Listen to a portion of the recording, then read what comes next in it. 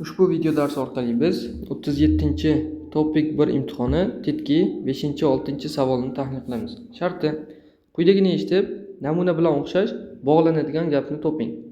Ya'ni namuna K, ya'ni bir kishi aytayaptiki, nijoso mian heyo. Nitta degani kechikmoq. Nichta yoziladi, o'qilishi nitta. Tarjimasi kechikmoq.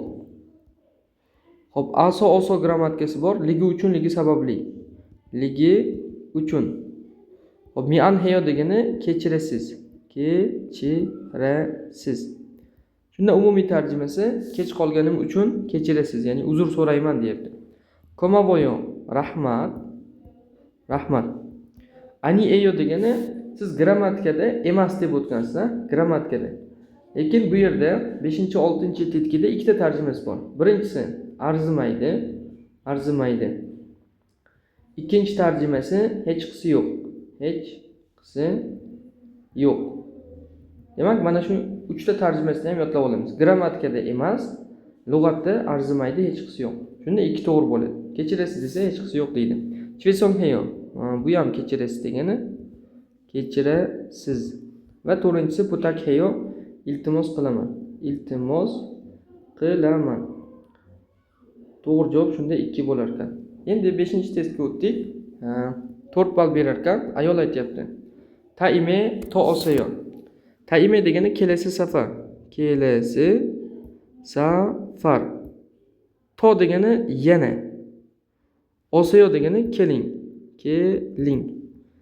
Keyingi safar yana keling. Shunda u ketayotgan odamga aytadi, mana bu erkak ketyapti.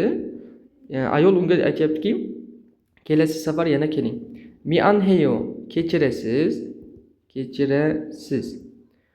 Kvenchanayo, hech qisi yo'q, hech qisi yo'q. Bundan tashqari yana ikkita tarjimasi bor. Kvenchanayo, hech qisi yo'q. Keyingisi bo'laveradi, bo'laveradi. Keyingisi yaxshi deb tarjima qilinadi. Yaxshi. Qaysi tarjimasi mos tushsa, shuni ishlatamiz. 1 bilan 2 ham xato javob bo'ladi. Yogi anjiseyo. Bu yerga o'tiring. Bu yerga o'tiring. O'tiring. Va to'rtinchisi anyonhi keseyo. Yaxshi qoling degani. Yaxshi qoling. Shunda to'g'ri javob 4. Ya'ni ketayotgan odam qolayotgan odamga yaxshi qoling deydi. Javob 4. Endi 6-testimizni ko'rib chiqamiz. 3 ball berar ekan. Erkak aytayaptiki, yobosayo kogi kimsumishi chibijiyo. Yobosayo degani telefonda alyo ma'nosini anglatadi. Alo. Kogi degani u yer, u yer. Ya'ni telefon ko'targan odamga aytayaptiki, xo'p, u yer, ya'ni siz ko'targan narsa, xo'p, kimsumini uyimi. Ya'ni bu kimsumini uyimi deb tarjima qilsak ham bo'ladi. Chip uy, ijiyo degani bilib turib so'rash, ya'ni tasdiqlash uchun. Tarjimasi mi. Shunda ne krondeyo. Ne degani ha, krondeyo degani shunday, shunday. E'tibor qiling, siz kronde degan so'zni yodlagansiz. Kronde. U lekin degani, lekin. Lekin buni davomida oxiri xo'p, yo kelyapti. Yo kelyapti. Bu krondeyo, xo'p, shunday ma'nosini anglatadi. Lekin mana bu kronde lekin. Asli mana bu so'zdan kelib chiqqan. Kirohta degani shunday bo'lmoq. Mana shunda grammatika qo'shilish natijasida kelib chiqqan. Ne inde grammatikamiz bor.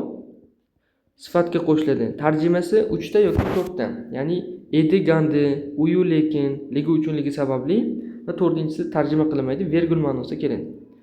Shunda krondeyo boshqa narsa, kronde boshqa narsa. Shu. Hop, ikkinchi javob. Ne algesimida? Ha, tushundim. Algesimda tushundim ma'nosini anglatadi. Tushundim. Hop, ne yogi soyo? Ha, mana marhamat. Mana marhamat. Marhamat. Va ne tero osayo? Ha, kiring.